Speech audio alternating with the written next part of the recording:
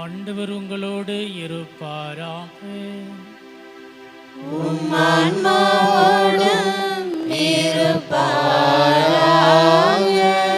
Mark எழுதிய தூய நற்செய்தியிலிருந்து வாசகம். ஆண்டவரே மாட்சி உமக்கே.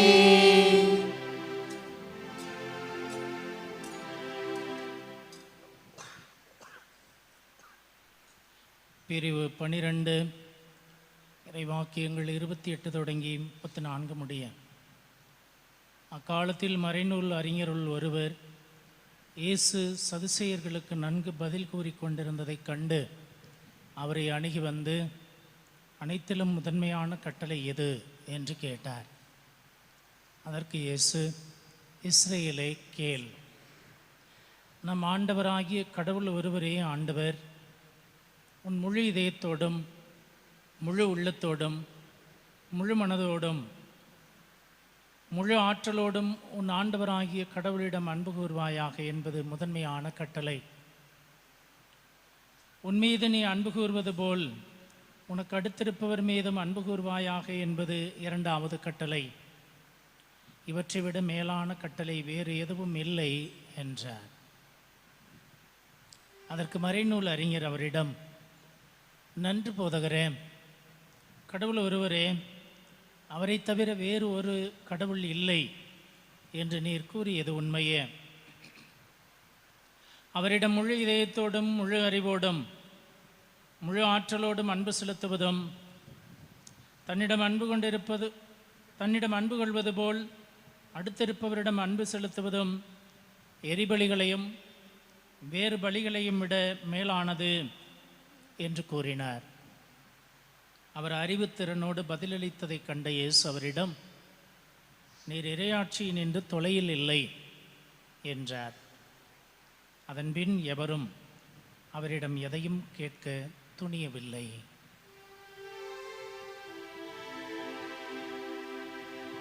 ஆண்டவரின் அருள்வாக்கு.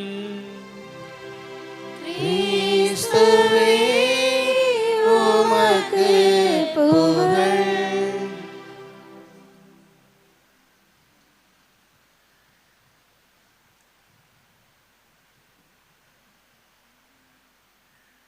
செய்தித்தாளிலே படித்த ஒரு நிகழ்வு.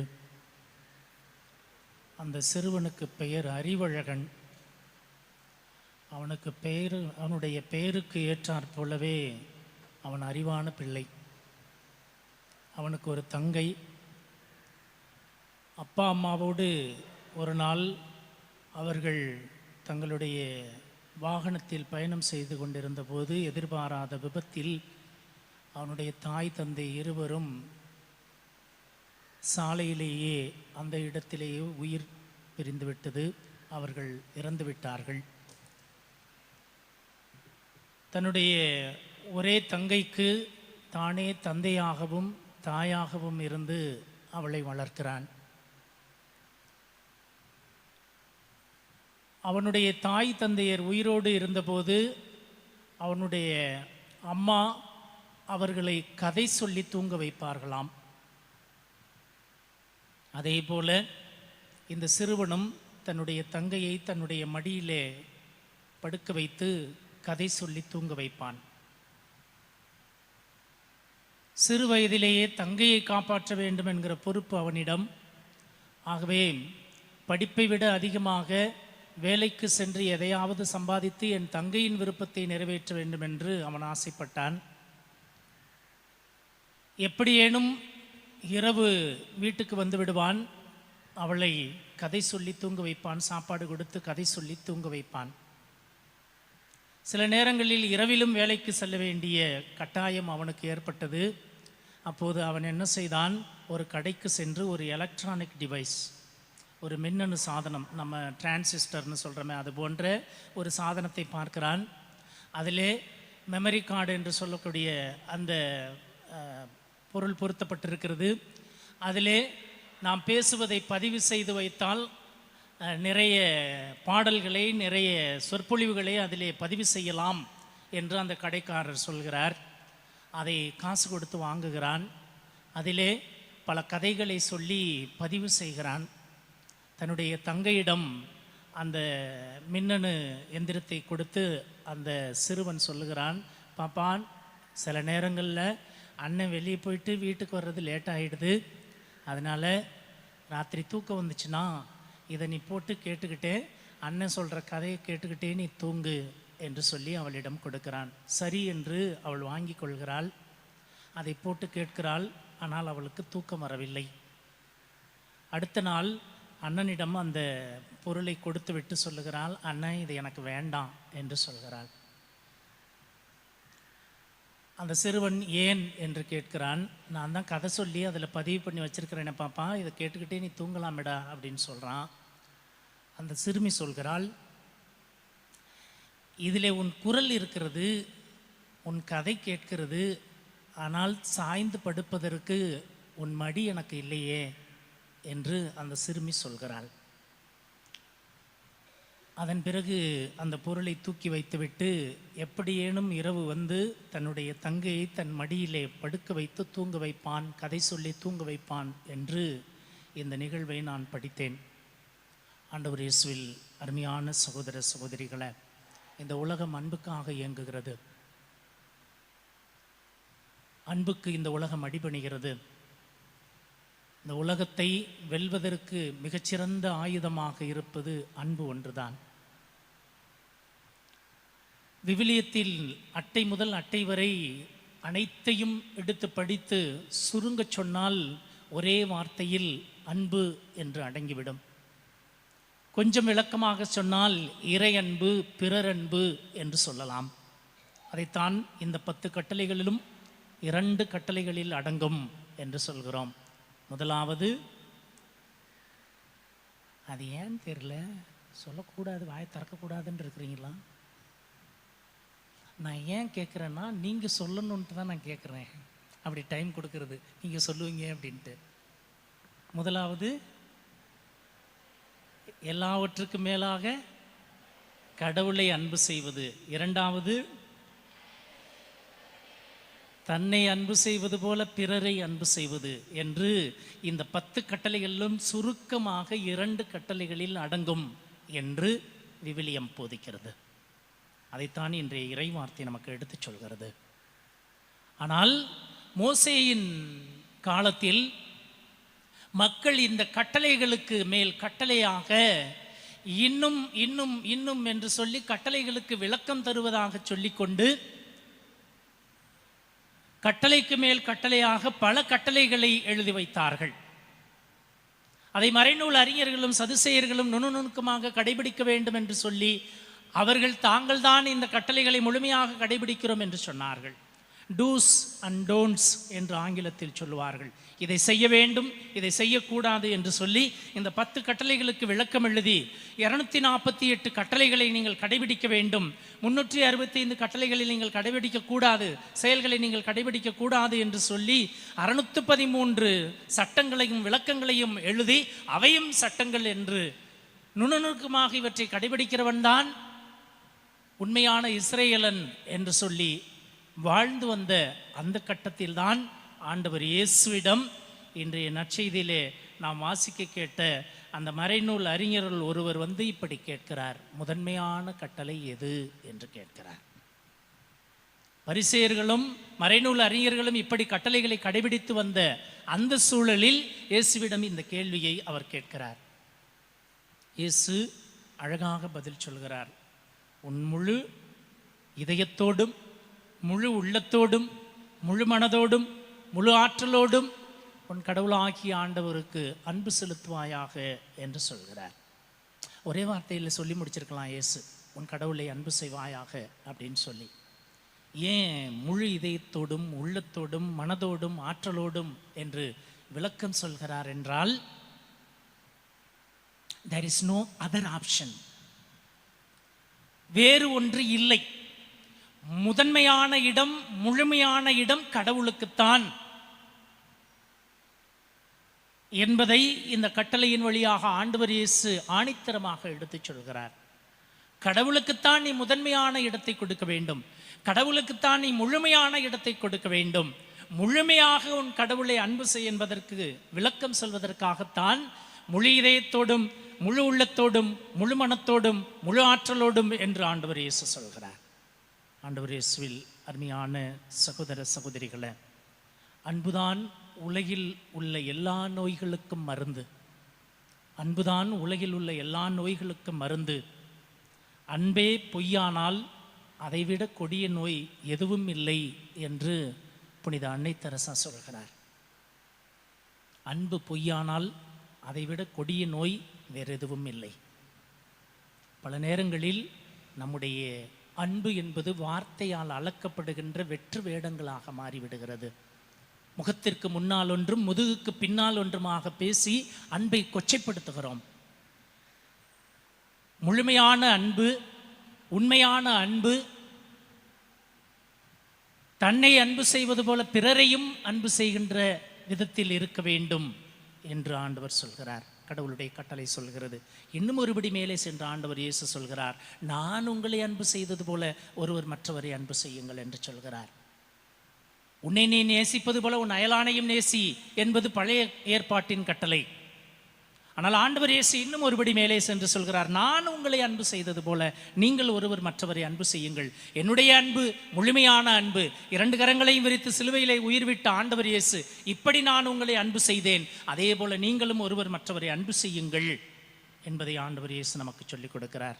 கிறிஸ்து இயேசுவில் பிரியமான சகோதர சகோதரிகளே, அன்பே உருவான கடவுள் நாம் பிறரை அன்பு கூற வேண்டும் என்ற நோக்கத்தில் தம் அன்பிலிருந்து நம்மை படைத்தார் என்று நம்முடைய திருத்தந்தை பிரான்சிஸ் சொல்கிறார். கடவுளுடைய அன்பின் வெளிப்பாடுதான் படைப்பு.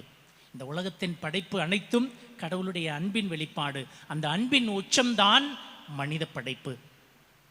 ஆகவேதான் விவிலியம் சொல்கிறது, கடவுள் மனிதனை தன் உருவிலும் சாயலிலும் படைத்தார். கடவுள் எப்படி இருப்பார்? உங்களை மாதிரி தான் இருப்பார், என்ன மாதிரி தான் இருப்பார்.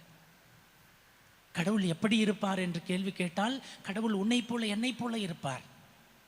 கடவுள் நம்மை தன் உருவிலும் தன் சாயலிலும் படைத்தார்.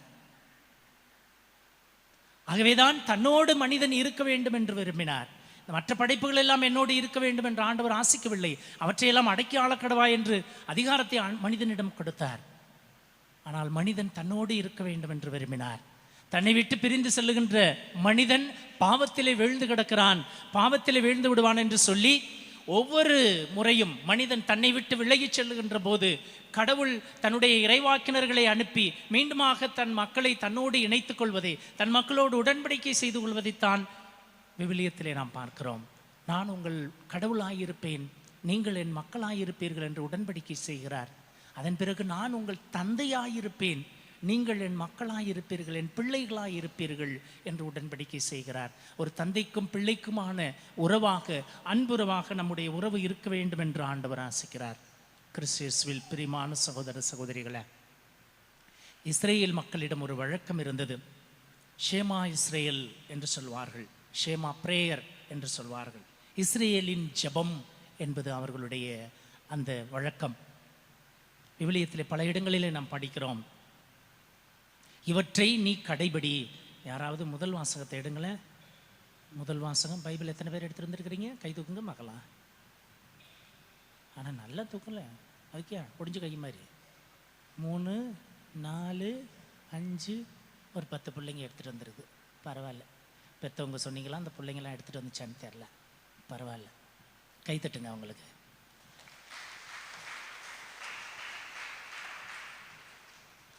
முதல் வாசகம் இணைச்சட்ட நூல் 6வது பிரிவு 4வது இறைவசனத்தை யாராவது படிங்க. இஸ்ரவேலே செவிகொடு, நம் கடவுளாகி ஆண்டவர் ஒருவரே ஆண்டவர். சாரி, அதுக்கு முந்தின வசனத்தை படிங்க.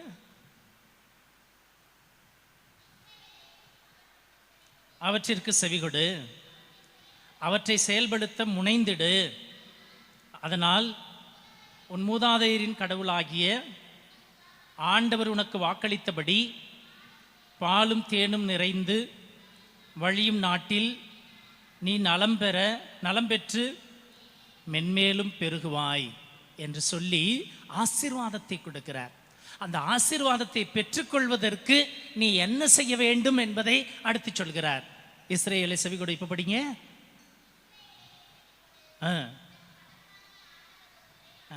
ஆண்டவர் முழு இதயத்தோடும் உள்ளத்தோடும் ஆற்றலோடும் உன் கடவுளாகிய ஆண்டவரிடம் அன்பு கூர்வாயாக. இதைத்தான் ஆண்டவர் இயேசு மீண்டும் எடுத்து சொல்கிறார். இணைச்சட்ட நூலில் உள்ள அந்த சட்டத்தின் வார்த்தையை ஆண்டவர் இயேசு இன்றைய நற்செய்தியில் மீண்டும் எடுத்து சொல்கிறார். இதுதான் முதன்மையான கட்டளை என்று கோடிட்டு காட்டுகிறார் ஆண்டவர் இயேசு. அதுக்கு அடுத்த வசனத்தை படிங்களேன், 7வது வசனத்தை.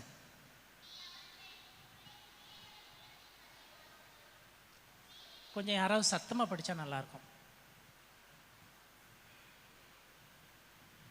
எனக்கு கேட்கல, இல்லாட்டி மைக்கில் படிங்க.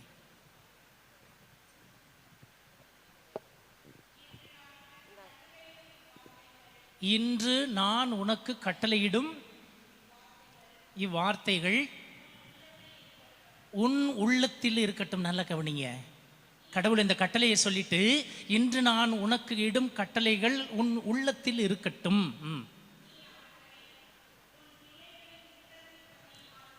நீ உன்னுடைய உள்ளத்தில் மட்டுமல்ல, உன் பிள்ளைகளின் உள்ளத்திலும் இருக்கும்படி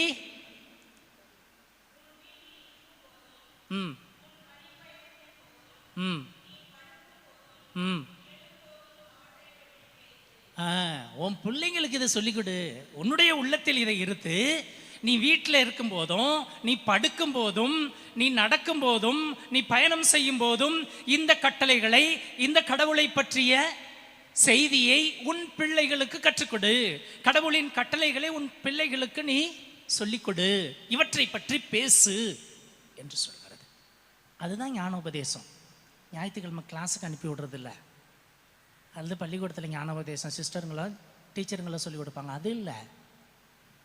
நீ உன் பிள்ளைகளுக்கு ஞான உபதேசம் கொடு, இறை வார்த்தையை கற்றுக்கொடு, இந்த கட்டளைகளை உன் பிள்ளைகளுக்கு சொல்லிக் கொடு.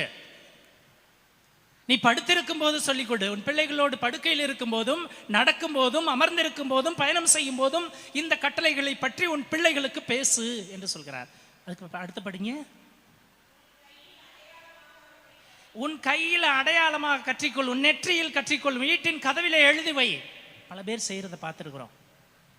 காரில் வசனத்தை எழுதி வச்சிருப்பான், கதவுல எழுதி வச்சிருப்பான், இறைவார்த்தையை எழுதி வச்சிருப்பான். இஸ்ரேல் மக்களிடம் ஒரு வழக்கம் இருந்தது, நெற்றியில கட்டிக்கொள்வார்கள், கையில் கட்டிக்கொள்வார்கள். இன்னைக்கு இப்போ சில பேர் பண்ணுறான், ஆனால் அதை ஸ்டைலுக்கு பண்ணுறாங்க. கையில் காப்பு மாதிரி போட்டுட்டு அதில் ஏதாவது எழுதி வச்சுட்டு ஜீசஸ் லவ்ஸ் யூ அப்படின்லாம், அது ஒரு ஸ்டைல் மாதிரி தான் ஆயிடுச்சு. அது உன்னுடைய அடையாளமாக இருக்க வேண்டும் என்பதைத்தான் இன்றைய முதல் வாசகத்தில் இணைச்சட்ட நூலில் நாம் படிக்கிறோம். அதற்கு தொடர்ந்து வருகின்ற வார்த்தைகளிலும் இதைத்தான் நாம் படிக்கிறோம். அதுதான் நான் அன்பை என் உள்ளத்தில் இருத்துவது, கடவுளுடைய கட்டளையை என் உள்ளத்தில் இருத்துவது, இந்த கட்டளையை என் சந்ததிக்கு, என் பிள்ளைகளுக்கு நான் அதை சொல்லிக் கொடுப்பது, அவர்களிடம் இதை பற்றி பேசுவது. அதுதான் இறை அன்பிலே வாழ்வது, வளர்வது என்பதை இன்றைய இறை வார்த்தை நமக்கு சொல்லிக் கொடுக்கிறது. சாதாரணமாக நாம் படிக்கிறோம் இந்த உலகத்தில், அதுவும் தமிழ் மொழியில் தான் இந்த மாதிரி இத்தனை வார்த்தைகள் இருப்பதாக நான் பார்க்கிறேன். கடவுளிடம் மனிதன் கொண்டிருக்கிற அன்புக்கு பெயர் பக்தி, கணவன் மனைவிக்கிடையே இருக்கிற அந்த அன்புக்கு பெயர் காதல் அப்படின்னு சொல்லலாம். ஒரு நண்பன் இன்னொரு நண்பனிடம் கொண்டிருக்கின்ற அன்புக்கு பெயர் நட்பு என்று சொல்கிறோம். பெற்றோர் பிள்ளைகளிடம் கொண்டிருக்கின்ற அந்த அன்புக்கு பெயர் பாசம் என்று சொல்கிறோம். இல்லாத ஒருவருக்கு நாம் கொடுக்கிற போது அந்த அன்பிற்கு பெயர் இரக்கம் என்று சொல்கிறோம். மேலே இருக்கிற என்னை விட பதவியிலேயோ படிப்பிலேயோ மேலே உயர்ந்தவர்களை பார்க்கிற போது அவர்களிடம் நாம் செலுத்துகின்ற அன்புக்கு பெயர் மரியாதை என்று சொல்கிறோம். கீழே இருக்கிற, நமக்கு கீழே இருக்கிறவர்களிடம் நாம் காட்டுகின்ற அந்த அன்பிற்கு பெயர் வரவேற்பு என்று சொல்லுகிறோம். இப்படி பல விதங்களிலே அன்பை பல்வேறு வார்த்தைகளில் சொல்கிறான். ஆங்கிலத்தில் ஒரே வார்த்தையில் சொல்லி முடிச்சிடறான், லவ் அப்படின்றான். கொஞ்ச நாளைக்கு முன்னாடி ஒரு ஒரு ஃபேமிலியோடு நாங்கள் சாப்பிட போனோம். உனக்கு என்ன வேணும், எனக்கு என்ன வேணும்னு சொல்லிட்டு டேபிளில் உட்காந்துட்டு ஆர்டர் பண்ணுறாங்க. அந்த பையன் சொல்கிறான், ஐ லவ் பீஸாங்கிறான். அப்பா அம்மாவை அன்பு செய்கிறது ரைட்டு, ஐ லவ் மை மாம்னு சொல்கிறான். அதே வார்த்தையில் தான் ஐ லவ் பீஸான்றான், ஐ லவ் மை பைக்குன்றான், ஐ லவ் மை மொபைல்ன்றான். அது எல்லாத்தையும் ஒரே வார்த்தையில் சொல்லி முடிக்க முடியாது. அது எல்லாத்திற்கும் சமமான வார்த்தை அல்ல. எல்லாத்துக்கும் ஒரே தளத்திலே வைத்து நாம் பார்க்க முடியாது. அது தமிழில் தான் ஒவ்வொன்றுக்கும் அழகான வார்த்தைகள் இருக்கிறது. ஆனால் எல்லாவற்றையும் மொத்தமாக கூட்டி சேர்க்கிற போது அன்புதான் மனித வாழ்க்கையின் அடிப்படை ஆணிவேராக இருக்கிறது. அதைத்தான் திருவிவிலியம் நமக்கு எடுத்துச் சொல்கிறது.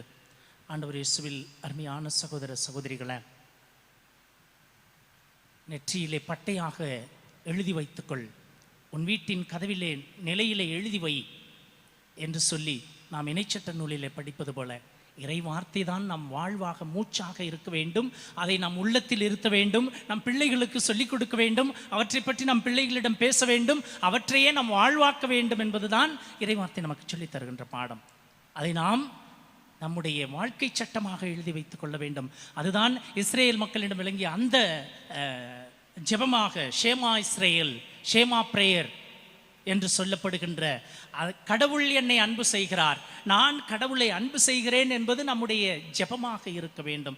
ஜீசஸ் லவ் யூன்னு சொல்லி, லவ்ஸ் யூன்னு சொல்லி நம்ம ஏதோ கைத்திலேயோ அல்லது பட்டையிலேயோ காப்பு மாதிரியே கட்டுகிறது மாதிரி அதை நம் ஜெபமாக நம் வாழ்வாக மாற்ற வேண்டும். Jesus loves me, I love Jesus, I love my God என்று சொல்ல வேண்டும். தாவீது அரசர் அதைத்தான் சொல்லுகிறார்.